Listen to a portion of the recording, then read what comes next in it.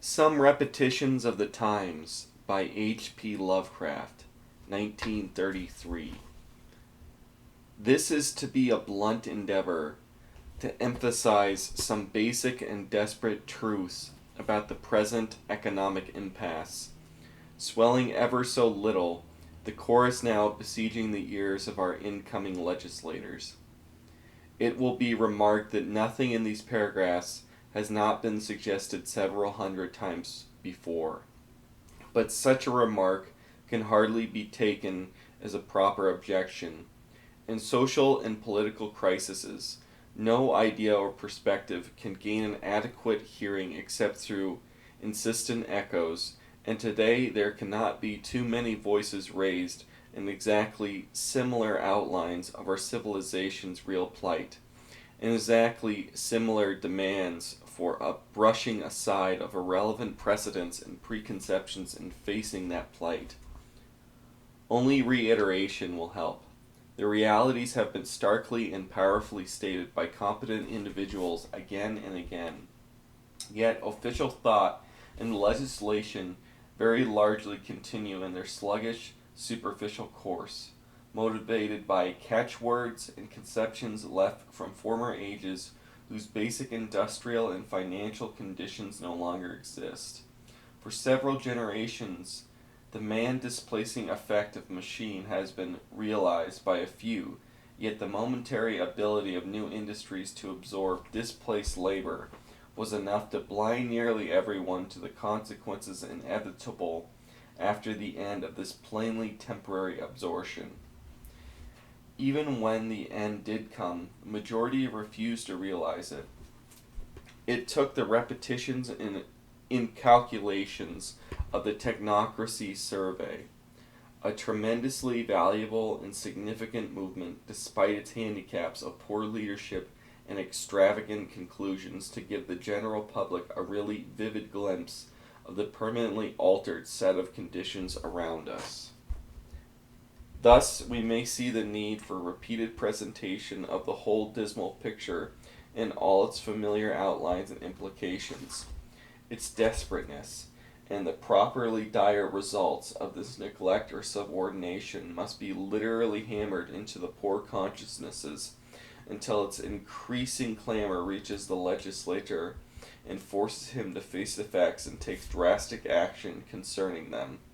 Our governing body must be brought to understand that the time is past for cherishing such abstract institutions and deferring to purely theoretical ideals such as rugged individualism, unregulated private property, sound money, free initiative, legitimate profits, economic laws, balanced budgets, and so on. These institutions and ideals have to do with methods, but not with the realities underlying them. And today it is with the naked realities that we are having to deal. The real problem is to accomplish certain ends irrespective of methods, as is done in such other emergencies as warfare and pioneering. A certain morale is to be preserved, and certain resources are to be distributed where they will do the most good. During the late war, there was no talk of theoretical technicalities, or if so, it was justly reprehended. When a definite thing was to be done, if a certain number of men in a certain military area needed a certain amount of food, clothing, or other supplies, that amount was produced somehow, by drastic commandeering if necessary, and delivered where it was required. Still further back in history, the rigid apportionment of labor and resources in the Plymouth colony, and traces of it in later American colonies, shews again that drastic and concrete action is not, despite the fervid rhetoric of certain distinguished and plutocratic elder statesmen, incompatible with the real American tradition, as disguised from the artificial finance and business tradition built up during the myopic 19th century. Today the country has plenty of resources and productive facilities, so that enough exists to support the entire population very comfortably, and without any of the destructive absolute equalization demanded by ruthless communists. The problem is to get the existing material to those who need it, and the obstacles in the way are the theories which protect more methods and abstract institutions and ideals. We all realize that the existing equilibrium must not be disrupted by a violent overthrow of all the safeguards of property in moderate qualities. It is only increasing in evil if those who have a few resources are left to be shorn of their pittance and thrown to the plight of the destitute. But we also realize that a prodigious amount of concrete recidification can be accomplished by arbitrary distributed methods productive of no physical or cultural hardship to anyone. Measures which are really very moderate and conservative when judged in relation not to abstract theory, but to human needs and cultural standards. This is what the controllers of our political destiny must be made by popular clamor to see. That what is to be sought is not the preservation of a parcel of commercial methods and economic ideals, but a rational apportionment of resources and a continuation of our hereditary way of life as regards to art, ethics, intellectual perspective, and the niceties of personal experience. We must stop thinking primarily in terms of money and business, both artificial things, and begin to think increasingly in terms of actual resources and products on which money and business are based.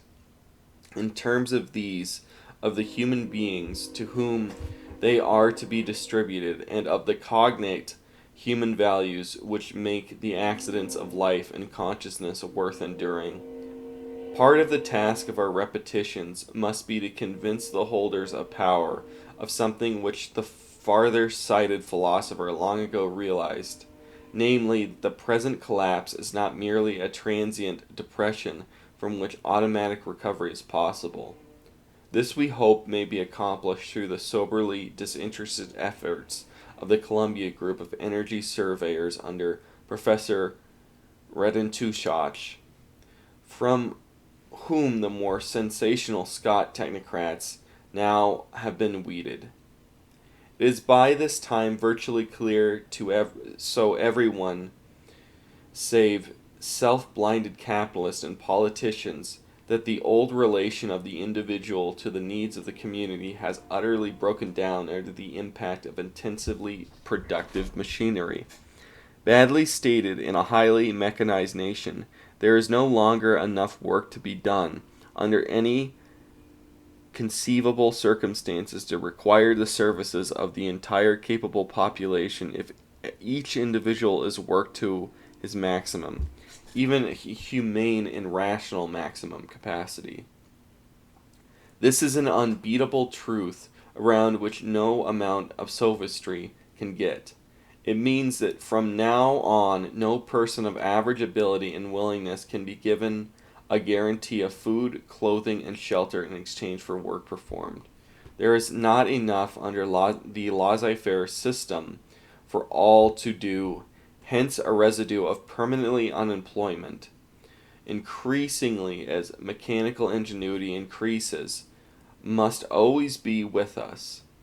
We have three alternatives of feeding this residue charitably: starving it into a civilization ending revolt, or restoring it to self-respecting effectiveness by artificially spreading work. Of these alternatives, the third is the obvious choice, but since it involves a regulation or minimization of private profit, it can be adopted only through a facing of realities and a wholesome repudiation of empty political and economic theories. To make the molders of policy realize this, our repetitions must be insistent, sober, and well-informed. We must repeat endlessly the very danger of annihilative revolution, which in case of the indefinitely delayed relief lurks in the offing, despite the truly astonishing degree of popular patience exhibited thus far. Men cannot be starved or buffeted about perpetually without protest. And when a person has nothing to gain from an existing social order, he feels free to act against it. If a sufficiently large minority became convinced that an honest willingness to work under the present system will no longer gain them a living, they cannot be expected to do otherwise than strike out for another system. Even now, the anti-legal acts of the Iowa farmers, who prevent mortgage foreclosures through mob intimidation, are highly sufficient. It is of course true, despite the Bolshevik howlings in foreign centers like New York City, that what the overwhelming bulk of discontented Americans would aim for in a revolution would not be Bolshevism, but merely a new system of state control of property, ensuring a decent apportionment of resources within this existing civilization. It is not, however, equally certain that that is what they would get if they were actually stirred up to decisive and successful action. Americans know little of the technique of social revolt. Hence, administrative leadership would inevitably fall into the hands of aliens, already highly trained in that respect and harboring altogether different ideas regarding proper objectives.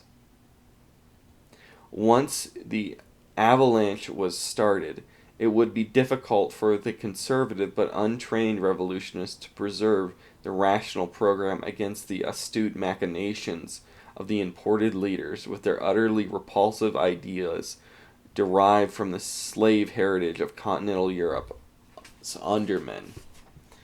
As the rational Russian revolt of Kalinsky, Kornilov, and Malenkov became the last tragic cataclysm of Lenin, Trotsky, and Stalin, so might a well-meant farmers and mechanics uprising in America become an orgy of slaughter and cultural destruction.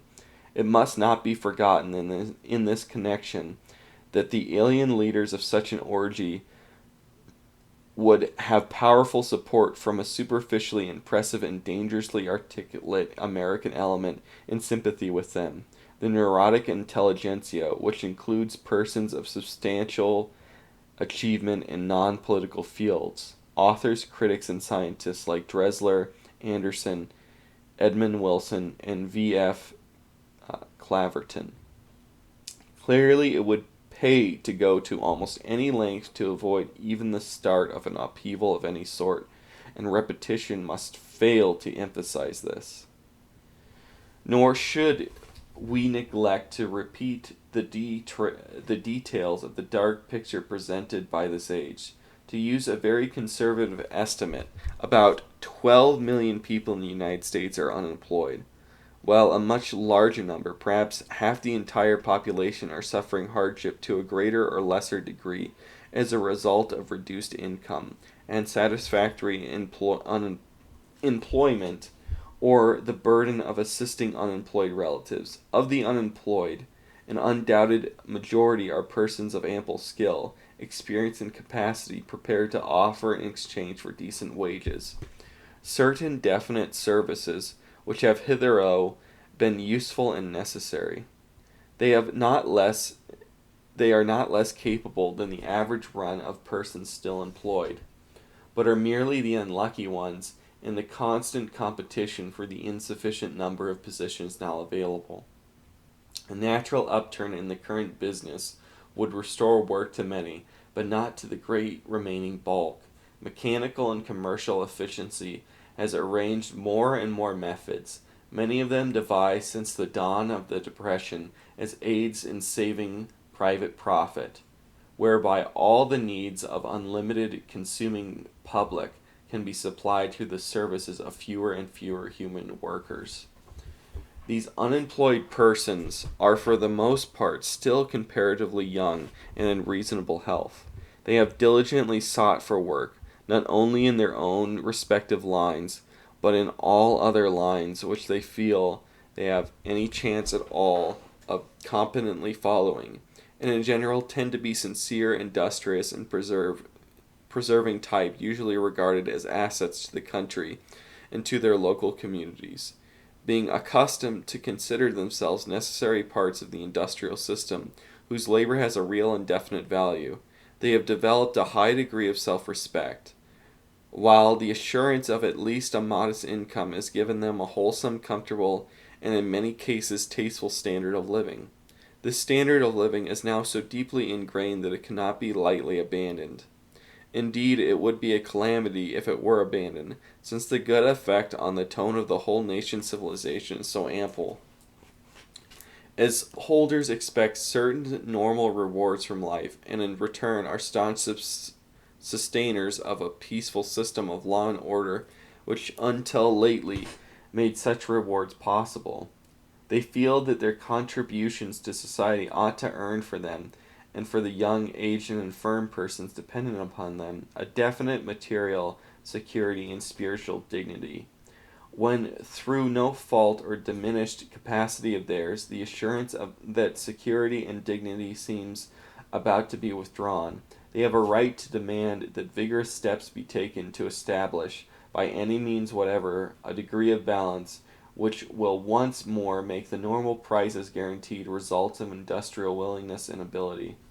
The psychological effect of the present catastrophe on the sturdy and competent unemployed, for whom the securing of money and suddenly became an impossibility, is disastrous and far-reaching. Faced in most cases with actual and unaccomplished hardships, and in any case with a preying anxiety about the future, they have on their hands an aimless idleness. For only the topmost strata are trained to the intellectually and aesthetically profitable use of leisure, which vastly aggregates their mounting worry about food, clothing, shelter, and maintenance of decent standards. The higher in the cultural scale the victim is, the more heavily does his destitution pass upon him and bewilder him, and many of great refinement and cultivated mode of life have been engulfed.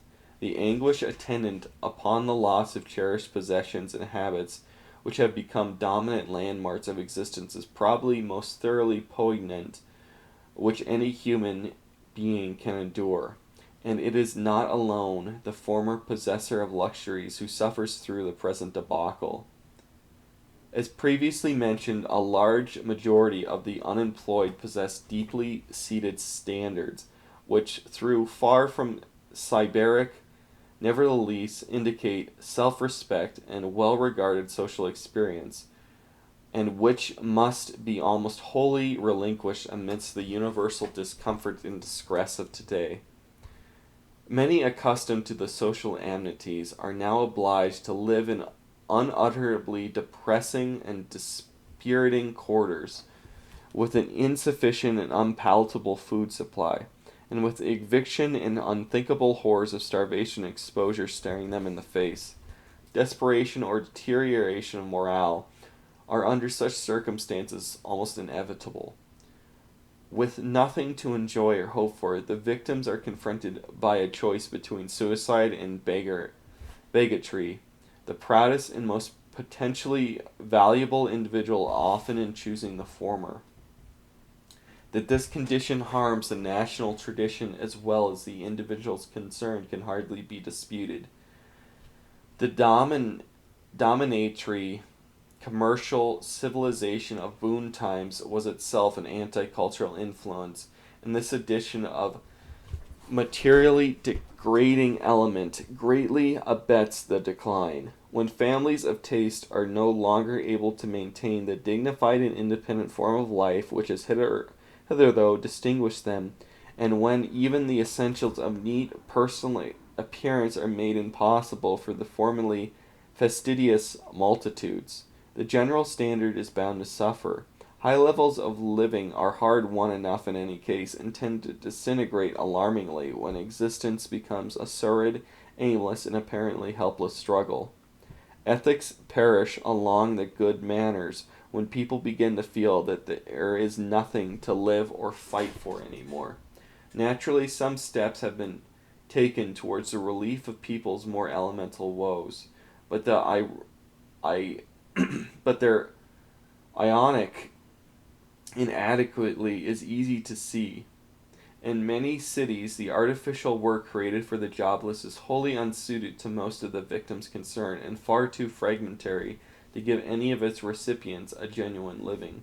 Usually, too, the process of application for such work is rendered infinitely painful and humiliating by the personal catechisms imposed, and the general sense of defeat and insignificance inculcated through the harsh individuality crushing red tape made necessary by the very nature of the enterprise.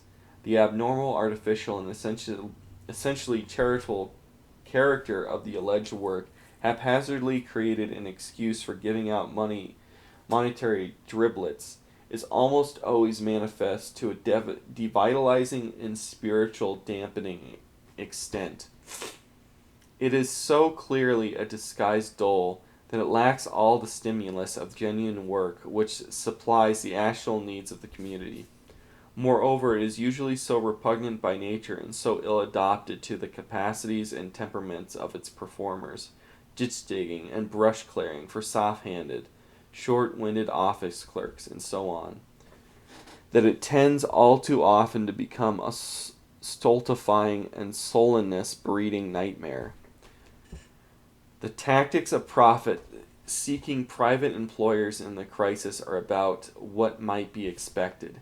In the city of New York, many commercial and industrial enterprises have taken advantage of the tragic labor surplus by discharging their normally paid help and hiring new staffs from the ranks of the unemployed at some pitifully small wage, $12 per week, which is usually offered by the local emergency work bureau for the unemployed. One result of these palliatives and piracies is to give the much buffeted victim a disconcerting and conceivably dangerous feeling, his precarious puppet-like position and constant instability under the existing system. Another result is the total or partial alienation of skilled workers from their normal occupations, so that they will be clumsy and rusty if ever called back to these pursuits. It is of course needless to remark on the obvious problem of the young who are now growing into adulthood without any real chance to learn and practice a regular occupation. For the southern and western farmer, the outlook is as dire for the eastern laborer urban clerk. Agricultural products bring no appreciable money, and foreclosed mortgages are rapidly transforming self-respecting freeholders into peasant-like and increasingly penniless tenants. Vigorous and progressive Westerners cannot look with equanimity upon a system which bids fair to reduce them to the servile state of the Deep South's poor white cotton croppers. With large sections of the population in the hopeless and torturesome state of dispossessionness, Yankee and Southerner, Easterner and Westerner, rustic and urbanite, Republican and Democrat, patrician and plebeian, wet and dry, old American and assimilated immigrant, for once united in a desperate common cause, it would be idle and frivolous to minimize the danger of the spread of revolutionary sentiment from the old red class of chronic incompetents, malcontents, fanatics, and foreigners, to whose responsible elements of the people who have so far our chief bulwarks against social explosion. Of course, it would not be communistic revolution that these elements would desire, but as pointed out before, a revolution is a much easier thing to start than to control. We cannot well starve and goad the people into an uprising, and at the same time expect to begin guaranteed immunity from those extreme lengths to which uprisings are fatally apt to go. If a revolt comes, it is likely to mean Bolshevism in the end. Hence, it behooves us to look closely at that article as now practiced in Russia and see if it be not a thing worth going to any length to escape. In considering Soviet Russia, we do not need to consult the reports of impassioned enemies. The plainest prophets of the unfitness of its methods for nations of Western European traditions and race stock are to be found in the preachments of our own leaders. Certainly many individual details of this program, such as the coordination of industries, are of admitted ingenuity and worthy of possible adaptation in modified form by the Western countries. but the merest glance at the whole underlying fabric is enough to demonstrate its insuitability. What the Soviets has done is to ensure a meager livelihood to the least competent classes by destroying the whole background of tradition, which has made life endurable for persons of a higher degree of imagination and richer store of cultivation. It is their charm that they could not have guaranteed security to the humble without the wholesale destruction of accustomed ideas. But we may easily see this is but a thin veil for the purely theoretical fanaticism, bearing all the earmarks of a new religion, a fetishistic cult woven around the underman's notion of transvalued social values, and around a fantastically literal application and extension of the groping theories of idealistic extravagance of late Karl Marx. While, of course, the backward production capacity of Russia creates problems unknown in America, it is nonetheless clear that quasi-religious zeal for a new order with unaccustomed values, born of the present leaders' hatred for the old culture, which gave them a subordinate place, lies behind the wanton destruction of the Soviets of all the refinements, cherished memories, familiar customs, artistic traditions, and historic associations which give the civilized Russian its primary reasons for existence. To claim that a production and distribution system including the humblest elements could not have been devised and eventually made effective without this cultural vandalism is the sheerest nonsense, a form of nonsense arising from the Marxist hoary fallacy that economics and the arts are inextricably connected. The Bolsheviks' real objects are not primarily to feed the starving and give decent jobs to those willing to work, but disrupt the whole system of privilege tenure in accordance with an elegance-hating theory of abstract justice. Is between the theoretical ideal and the preservation of real civilization and natural growth. They choose the former. They have made it possible for everyone to live, but have deprived life of all that makes it worth living. Such is the system which communists would like to see forced upon the United States. It is none the less to rehearse the utter and degrading loss of individual liberty which results from the orthodox communistic theory that society itself is an organism, which each person is merely an insufficient cell. It is not in anti-Soviet libels, but the proud reports of Soviet leaders that we read the forcible transfer of whole village populations from their ancestral abodes to new locations in the Arctic, and the arbitrary ordering of Moscow clerks to the tasks of manual labor in the farms and forests of Siberia. All these things are logical outgrowths of what the Bolsheviks call their collectivistic ideology, and typical examples of the horrors which might fall upon us if communism were to gain a foothold here. The irreparable destruction on a purely cultural side is equally flagrant. The identification of all art, or what passes for it, with political and economic propaganda, and the virtual outlawry of the artist whose work is sincere and non-propagandistic, are things too well known to need emphasis. What they have produced is a vast desert of dry and immaturely conceived social tracts, redeemed only by a few promising and genuinely disapproved experiments. This is the country which produced Turgenev, Dostoevsky, and Tchaikovsky, and whose pre-revolutionary traditions are still a powerful influence on the Western world. Of the Soviets' architectural vandalism, which destroys beauty right and left in the interest of practical efficiency or anti-religious fanaticism, the less said the better. Even pure science is belittled in favor of applied technology and the pseudoscience which can be made to serve the communistic propaganda. With the meddling of the Bolsheviks with matters of personal identity and family life is perhaps exaggerated by some. It remains a fact that the hereditary traditions of honor and human relationships, which mean so much in Western European life, would be seriously imperiled wherever communism might secure a foothold. Likewise, our deepest racial instincts would be outraged by attempts to enforce Negro social equality, cherished landmarks, and background details, and small things which give the sense of placement, direction, and purpose in life would be snatched away by the dozen. Our calendar, for example, would probably be butchered almost beyond recognition, with numbers subsisted for the names of the months and days as frequently in 17th century New England and among the Quakers. The squalor and lack of privacy and living conditions imposed upon the Russian population is portent of what would follow in communism's wake.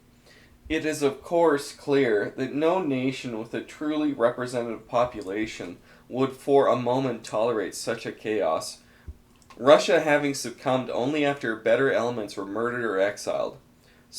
That such murder and exile would be the lot of the best American elements in case of a communistic revolution is virtually self-evident, and it might be added that the exiles would probably find much difficulty in gaining a permanent haven elsewhere, since all the European and colonial nations are too racked with unemployment problems of their own to welcome any large body of newcomers, no matter high in quality.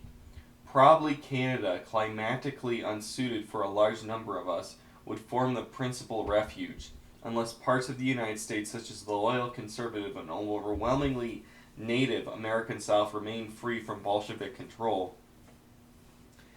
If it be fancied that a realization of these perils will be enough to deter the desperate and dispossessed American unemployed from any rash move, we must remember that on the other hand, provocations are rapidly and unbearingly increasing. Each year, the situation grows worse, and relief money comes harder and harder. When all charities and appropriations trickle down to nothingness and actual starving looms close at hand, how likely are the victims to employ the finer gradations of reason? Clearly, a change must come somehow, and the earnest wish of a good citizen is that it may come through the intelligent army of properly seated legislators and lead to something like a remedy rather than through a general tumult and chaos leading in all probability to destruction. The cultural truths of 1,500 years of continuous Anglo-Saxon life, and 300 of them amidst the molding influences of this continent, are too precious to be risked in the arena of savage strife. What then is to be done? Certainly no one is naive enough to fancy with a casual edict or two from Congress, even the most approved direction, will be sufficient to produce an overbrimming utopia in 24 hours' notice. At the moment, it is unlikely that anyone could outline the long series of gradual steps and legislative experiments which would be needed to bring our political institutions in accord with changed realities, facilitate the wider distribution of resources, and restore the willing workman the certainty of receiving a good living in exchange for his labor. All we can expect at first is that the legislatures will slowly begin, through popular clamor and repetition of the obvious, to shed the almost insane cowl of blindness, indifference, evasion, and self-deception which the mixed forces of inertia, reckless, plutonic pressure, and obsolete, preconceived doctrines have drawn so tightly over their eyes.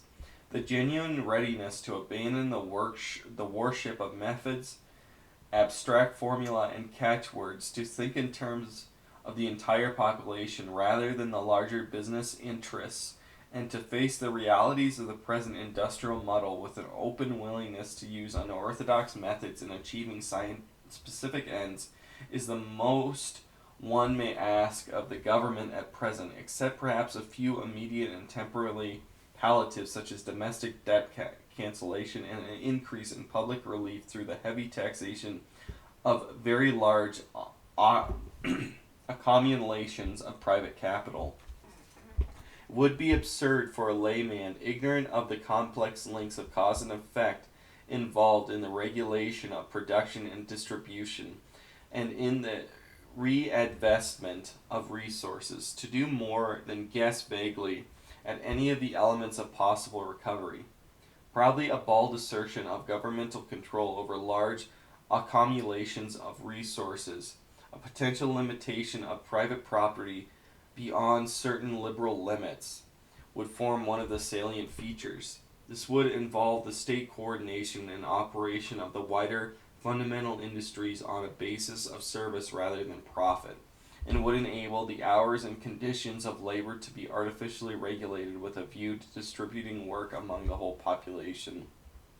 No matter how little is left by machinery to be done or how little profit could be obtained from the employment of many, it would probably be thought advisable to guarantee a decently appropriate work to every citizen of the state with a really substantial unemployment insurance to allow for the natural imperfections in this universal allotment. Reciprocally, however, the state will probably reserve the right to make work compulsory upon everyone when circumstances demand it, though refraining from forcing persons into remote and inappropriate industries that the Soviets do. Liberal old age pensions beginning early enough to keep in cutting down the permanent labor supplies are virtually a foregone conclusion. Whether independent agriculture can be preserved, no one can properly predict. If this and independent merchandising survives, certain complex price fixing and other auxiliary measures will probably be necessary. Otherwise, the growth of governmentally controlled farms and chain selling establishments seems likely, the operators of these things receiving the customary guarantees of employed persons. There would seem to be no barrier against the universal condition of working for the government, nor would such an arrangement in a country of unlimited resources and production necessitate any of the restrictions on the individual which the Soviets ruthlessly impose. Levels of salary in every branch of activity would be determined by the complexity and difficulty of the work performed, so that high-grade executives would receive as much more than common laborers as is now the custom. The continued protection of limited private property would of course enable persons of the executive class to retain their present type of existence, minus some of the extravagances, and to retire on the modest scale without calling on the pension funds except in the case of necessity. The state control of industry would naturally introduce new factors into the matter of foreign commerce, and one cannot well predict a future of tariff and free trade. Large investments in foreign countries, and especially the wholesale exploitation of economically backward countries, would almost certainly be discouraged as a leading provocation in war breeding. For defensive purposes, of course, an army and navy of great strength would be rigorously maintained, perhaps through universal training. On the cultural side, the existing tradition need not be menaced. Education, however, will require amplification in order to meet the needs of the radically increased leisure among all classes of society. It is probable that the number of persons possessing a sound general culture will be greatly increased, with correspondingly good results to the civilization. On the other hand, it would be foolish to assume that the more mentally sluggish types will ever lose their present cultural inferiority. Curricula will naturally be shaped to fit existing conditions, and in view of the now complex nature of government and industry, civics and economics will receive enhanced attention. If anything approaching the Soviets' reshaping of popular conceptions is attempted, it will probably be in the direction of removing the old tendency to judge the individual by his individual status, a step made necessary by the extension of such potentially cultivated leisure to persons of varying occupation. Naturally, this leisure plus education will bring many of the skilled laboring class in the fields of intellectual and aesthetic activity, removing from them altogether from the traditional cultural state of the workman, and this removal must be recognized. Where the course of good sense will have to differ most widely from the plans of old-time idealistic socialism is in the matter of political organization. Nowadays we realize that no layman, no matter how generally cultivated, is in any way capable of passing on any average point of governmental policy. Natural affairs in the age of intensive mechanization and widespread organization become so involved and technical that only an administrative and economic expert or a trained engineer can form any genuinely clear idea of how certain broadly desirable results can be secured, or what the ultimate consequences of the proposed measure will really be. All the factors cause an, an effect in political action and in problems of production, distribution, and natural maintenance have become so infinitely complex that the ordinary individual can no longer hope to trace them. Today, the man in the street casts his vote for things he actually knows nothing about, and nothing but the subterranean control of large industrial interests, now a menace because of our changing economy, has so far saved the nation from general incompetence and irresponsible chaos in government. Obviously, government by the people is now a joke or a tragedy, although government for them remains the most logical goal. Though the wider distribution of resources must be accepted as a cardinal policy, the narrow restriction of power will be a necessary corollary. No bungling democratic government could have even begun to accomplish the delicate adjustments which loom ahead. Laymen of slight education and low intelligence are wholly useless and potentially harmful as determiners of the natural course, and even laymen of wide education and high intelligence can do more than roughly and often erroneously judge the general executive caliber of certain administrators from watching their performances in a few fields which may happen to be familiar. No non-technician, be he artist, philosopher, or scientist, can even begin to judge the labyrinthine governmental problems with which these administrators must deal. Accordingly, we must expect any adequate government to be of sort of now generally called fascistic forming, as it were an oligarchy of intelligence and education. Office holding must be limited to men of high technical training, and the franchise which elects them must be granted only to those able to pass rigorous educational examinations, emphasizing civic and economic subjects, scientific intelligence tests. Elective offices ought to be very few, perhaps no more than a single dictator, in order to ensure harmony and speed in the education of necessary measures. What would make such a system perfectly fair and representative would be, of course, the equal availability of franchise-earning education to all, and an effective reality in view of the leisure of the future. Corruption, naturally, could not be entirely abolished, but there would undoubtedly be far less of it in a government of educated and intelligent than the haphazard government of today. The difficulties of getting such a government established, like those in getting any useful measure enacted, need to be underestimated by none. Therein lies the tenuous uncertainty of all predictions. However, it is noteworthy that in times of national peril, the bulk of people holding the balance of physical power are often willing to support policies which, although beyond their understanding and tending to curtail the power, seem to them honestly designed for their benefit. Thus, despite minority grumblings, Mussolini was borne to office by the genuine will of the Italian people. Such are the prophetic guesses of a layman, self-disqualified, as just noted, from any pertinence to the authoritativeness. It must be understood that the real developments of the future are utterly beyond prediction, since wholly unseen or wrongly appraised factors may swing matters into unexpected directions. Even without these factors, many conceivable alternative courses, some not vastly removed from ordinary capitalism, exist. The preceding guess, including perhaps the extremes of departure from the present conditions which could reasonably be called for according to our present idea of possibilities. All that seems certain is that the general problem must very soon be squarely and scientifically faced by the government without regard for political and economic orthodoxies. If the perils of an unfathomed revolutionary abyss is to be averted, hence these repetitions of things which thousands have been thinking and saying, writing and publishing in the last few years. They are things which must be repeated more and more widely publicized as technocracy was publicized. If the slow and dim-eyed forces at the helm are to be impressed in time to take preservative action, we must cease to fear being trite. Here are the facts. Millions of unemployed, probably permanently under the present system, and existing in increasing misery and fear. It is no longer possible for ability and willingness to work to guarantee a man of decent living, and the widespread conviction of undermining public morale. There are plenty of resources in the country withheld by artificial methods from which who need them.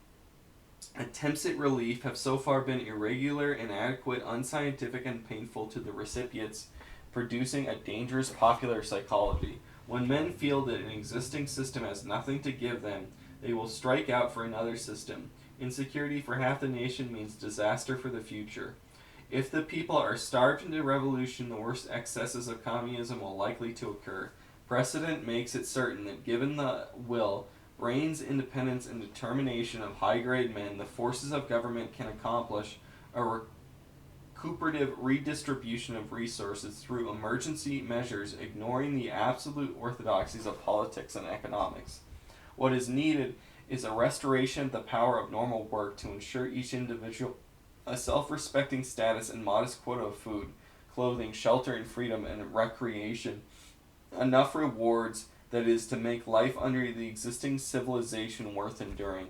These matters cannot be dodged, and every moment of delay in facing them increases the nation's peril. We have plenty of thoughtful and liberal men who cannot or do not act, and plenty of strong men of action who cannot or will not think in a far-sighted or liberal way. Are there not a few in the seats of power who have both the minds to think and the strength and opportunity to act? February 22nd, 1933, H.P. Lovecraft.